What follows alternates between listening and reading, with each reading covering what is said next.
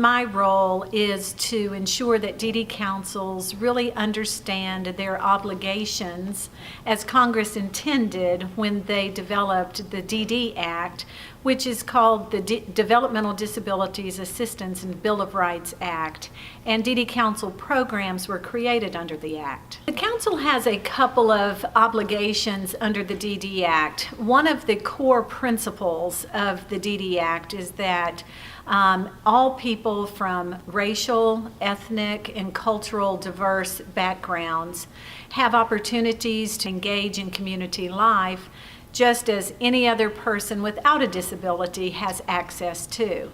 DD councils receive federal funds to be able to implement projects and activities that will help people in their state achieve community inclusion, full access to community life, no matter their racial, ethnic, or cultural backgrounds. As we all know, disability is not selective. It cuts across all races, all ethnic backgrounds, all socioeconomic levels.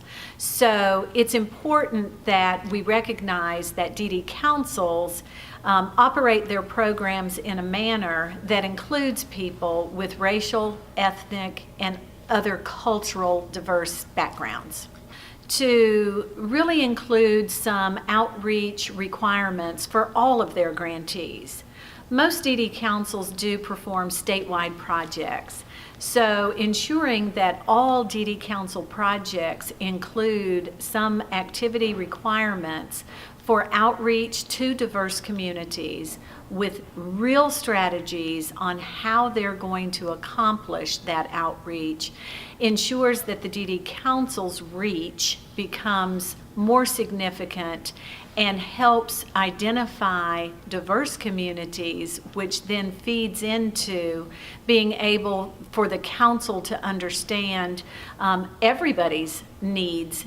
One of the things I think the Ohio DD Council does really well is thinking about the involvement of people from diverse backgrounds in all aspects of their work. So it does show up in membership because having those different points of view and a different lens of how they're understanding and receiving services is very important.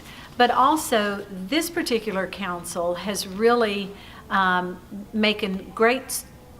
taken great strides to ensure that organizations that are culturally diverse are competing for grant funds. They are participating in the projects and the actual work the DD Council wants to accomplish. And that is accomplished by design. It is not luck. It is orchestrated and it's strategic. And councils and organizations in general, with a commitment to ensuring that they are representative of the racial and ethnic diversity within their states, really do make strategic decisions to looking at the way they're organizing and administering their programs. And it's a thoughtful process about how people with diversity in their backgrounds are active and participating meaningfully in the work of the DD Council. Some of the strategies that have been very successful with councils really starts with the basic census. Who is in your state? And it is that simple sometimes to really look at the populations that are actually entering into your state and making sure that you know where people are, because they will often, diverse communities might have pockets of people that are very accepting and welcoming, and that is a great place to start.